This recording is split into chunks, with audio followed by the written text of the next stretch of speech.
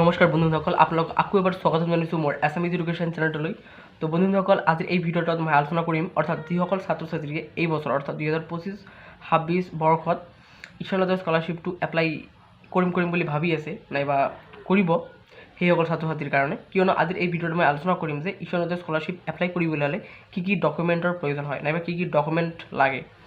আৰু আজিৰ ভিডিঅ'টোত মই যিকেইখন ডকুমেণ্টৰ কথা ক'ম সেইকেইখন ডকুমেণ্ট আপোনালোকে এতিয়া বনাই থওক, তেনেহ'লে আপোনালোকৰ পৰৱৰ্তী কালত সুবিধা হ'ব, যাতে যেতিয়া ইয়াৰ আবেদন প্ৰক্ৰিয়া অৰ্থাৎ এপ্লাইৰ যিটো প্ৰচেছটো আৰম্ভ হয় তেতিয়া আপোনালোকে এপ্লাই কৰিব পাৰে। কিয়নো এইকেইখন ডকুমেণ্ট বনাওঁতে অলপমান সময় লাগে।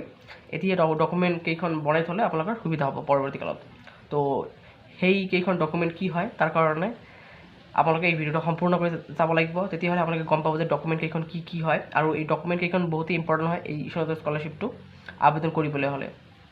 তো এইখিনিতে মই আপোনালোকক এটা কথা কৈ লওঁ যে যিসকল ছাত্ৰ ছাত্ৰীয়ে মোৰ এই চেনেলটোত নতুনকৈ আহিছে তেওঁলোকক মই কৈছোঁ, যদি চেনেলটো নতুনকৈ আহিছে তেনেহ'লে প্লিজ চেনেলটো ছাবস্ক্ৰাইব কৰি দিব আৰু কাষতে থকা বেল আইকনটো প্ৰেছ কৰি দিব, যাতে এনেকুৱা ধৰণৰ নতুন আপডেটসমূহ অতি সোনকালে লাভ কৰে। তেনেহ'লে আহক সময় নষ্ট নকৰি আজি ভিডিঅ'টো আৰম্ভ কৰোঁ। চাওক, যিটো ঈশান উদয় স্কলাৰশ্বিপ হয় সেই স্কলাৰশ্বিপটো মানে এটা ভাল এমাউণ্ট দিয়া হয়, সেইকাৰণে বহুতো ছাত্ৰ ছাত্ৰীয়ে এই স্কলাৰশ্বিপটো আবেদন কৰে। আৰু এইকেইখন যিহেতু ইয়াত এটা ভাল এমাউণ্ট দিয়া হয় অৰ্থাৎ এটা ভাল এমাউণ্ট দিয়া হয়, সেইকাৰণে এই স্কলাৰশ্বিপটো এপ্লাই কৰিবলৈ হ'লে মানে কেইখনমান ডকুমেণ্টৰ প্ৰয়োজন হয়। আৰু এইকেইখন ডকুমেণ্ট মানে নহ'লে এই স্কলাৰশ্বিপটো আপোনালোকে এপ্লাই কৰিব নোৱাৰিব।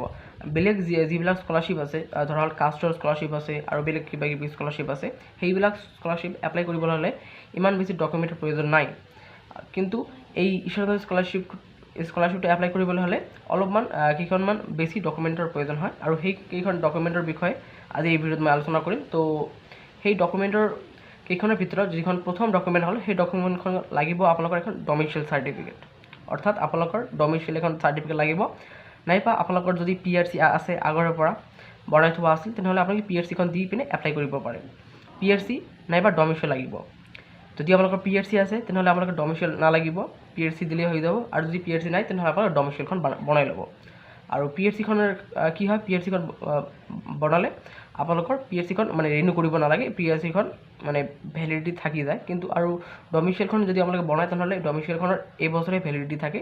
তো গতিকে ডমিচিয়েলখন যদি আপোনালোকৰ আগৰে পৰা বনোৱা আছিল তেনেহ'লে আপোনালোকে চেক কৰিব যে ডমিচিয়েলখনৰ ভেলিডিটি আছেনে নাই এতিয়া। আৰু যদি ডমিচিয়েলখন বনোৱা নাই তেনেহ'লে ডমিচিয়েলখন আপোনালোকে বনাব পাৰে। ডমিচিয়েলখন বনাওঁতে বেছি দিন নালাগে, 2-3 দিনমানৰ ভিতৰত ডমিচিয়েলখন হৈ যায়। আৰু আপোনালোকৰ যদি PRC আছে তেনেহ'লে PRCখন দিব পাৰে। আৰু দ্বিতীয় যিখন ডকুমেণ্ট হ'ল সেই ডকুমেণ্টখনৰ নাম হ'ল আপোনালোকৰ এফিডেভিট। অৰ্থাৎ মই এইখিনিতে আপোনালোকক কথা কৈ লওঁ যে ডমিচিয়েলখন এইকাৰণে দিব লাগে ঈশান উদয় স্কলাৰশ্বিপত, যাতে আপোনালোকে অসমৰ স্থায়ী বাসিন্দা হয়, সেইকাৰণে তাৰ প্ৰমাণৰ ভিত্তিত আপোনালোকৰ ডমিচিয়েলখন দিব লাগে। বেলেগ যিবিলাক স্কলাৰশ্বিপ আছে কাষ্টৰ OBC নাইবা SC সেইবিলাক স্কলাৰশ্বিপত এই ডমিচিয়েলখন দিব নালাগে।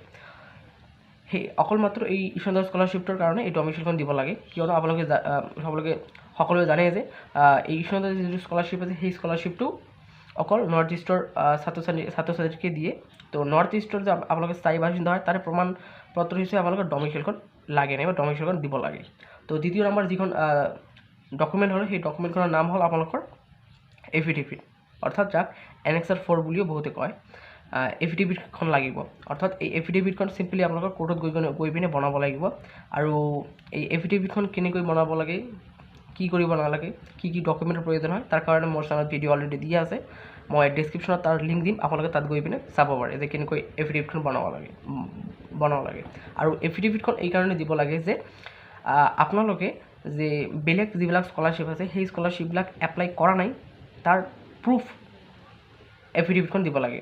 অৰ্থাৎ এফিডেভিট মানে আপোনালোকে এটা কথা আপোনালোকে বুজি ল'ব যে ঈশান উদয় স্কলাৰশ্বিপ যদি আপোনালোকে এপ্লাই কৰে তেনেহ'লে আপোনালোকে বেলেগ স্কলাৰশ্বিপত এপ্লাই কৰিব নোৱাৰিব। আপোনালোকে যদি বেলেগ স্কলাৰশ্বিপত এপ্লাই কৰে তেনেহ'লে আপোনালোকে ঈশান উদয় স্কলাৰশ্বিপ আৰু বেলেগ যিটো স্কলাৰশ্বিপত এপ্লাই কৰিছিল সেই দুয়োটা স্কলাৰশ্বিপ নাপাব। তো ঈশান উদয় স্কলাৰশ্বিপৰ ক্ষেত্ৰত আপোনালোকে যদি এপ্লাই কৰে তেনেহ'লে বেলেগ স্কলাৰশ্বিপ এপ্লাই কৰিব নোৱাৰিব। তাৰে প্ৰমাণ পত্ৰ হিচাপে আপোনালোকে এখন এফিডেভিট দিব লাগে, সেই এফিডেভিটখন কোৰ্টৰ পৰা বনাব লাগে। আৰু এই এফিডেভিটখন কি হয়, তাত কি লিখাব লাগে তাৰ কাৰণে মোৰ এই চেনেল ভিডিঅ' আছে, আপোনালোকে তাত গৈ পিনে চাব পাৰে, নাইবা ডেছক্ৰিপশ্যনত মই তাৰ লিংক দিম, তাত গৈ চাব কেনেকৈ বনাব লাগে। আৰু তিনি নম্বৰ যিটো ডকুমেণ্ট হ'ল সেই ডকুমেণ্টখন নহ'লে আপোনালোকৰ এখন ইনকাম চাৰ্টিফিকেট লাগিব, অৰ্থাৎ ইনকাম প্ৰুফ। আপোনালোকৰ ইনকামখন বছৰি ইনকামখন কিমান হয় তাৰে প্ৰমাণ পত্ৰ হিচাপে ইনকামখন দিব লাগে। আৰু ইউথ স্কলাৰশ্বিপৰ গাইডলাইনছত লিখাই আছে আপোনালোকৰ বছৰি 4.5 লাখৰ ভিতৰত আপোনালোকৰ ইনকামটো হ'ব লাগিব। আপোনালোকৰ ইনকামটো 4.5 লাখৰ ভিতৰত আছেনে নাই তাৰে প্ৰমাণ পত্ৰ হিচাপে ইনকাম চাৰ্টিফিকেটখন দিব লাগে। আৰু ইনকাম চাৰ্টিফিকেটখন আপোনালোকে এতিয়াতো অনলাইন মোড হৈ গৈছে, এতিয়া আপোনালোকে অনলাইন আবেদন কৰিলে ইনকাম চাৰ্টিফিকেটখন বনাব পাৰিব। তো ইনকাম চাৰ্টিফিকেট হৈ গ'ল। তাৰপিছত আপোনালোকৰ যিখন ডকুমেণ্ট আছে সেই ডকুমেণ্টখন আপোনালোকৰ মানে HS পাছ চাৰ্টিফিকেটখন লাগিব, অৰ্থাৎ HS পাছ চাৰ্টিফিকেট আৰু HS যিখন মাৰ্কশ্বিট আছে সেই মাৰ্কশ্বিটখন লাগিব। অৰ্থাৎ আপোনালোকৰ স্কুলৰ পৰা ইতিমধ্যে দিছেই চাগে পাছ চাৰ্টিফিকেট আৰু মাৰ্কশ্বিটখন, আৰু সেই পাছ চাৰ্টিফিকেট আৰু মাৰ্কশ্বিটখন দিব লাগিব। আৰু এইখন যিখন আছে আৰু সেইখন হ'ল যে আপোনালোকে গ্ৰেজুৱেশ্যনত এডমিশ্যন যে লৈছে তাৰে এখন ৰিচিপ্ট থাকে নাইবা এখন বনিফাইড থাকে, সেই বনিফাইডখন দিব লাগিব। তো এইকেইখন হ'ল আপোনালোকৰ ইউথ স্কলাৰশ্বিপ এপ্লাই কৰিবলৈ হ'লে যিকেইখন ডকুমেণ্ট লাগিব সেইকেইখন ডকুমেণ্ট আপোনালোকে এতিয়া বনাই লওক, তেনেহ'লে আপোনাৰ পৰৱৰ্তীকালত সুবিধা হ'ব। তো কি ডকুমেণ্টৰ কথা ক'লোঁ আজি মই।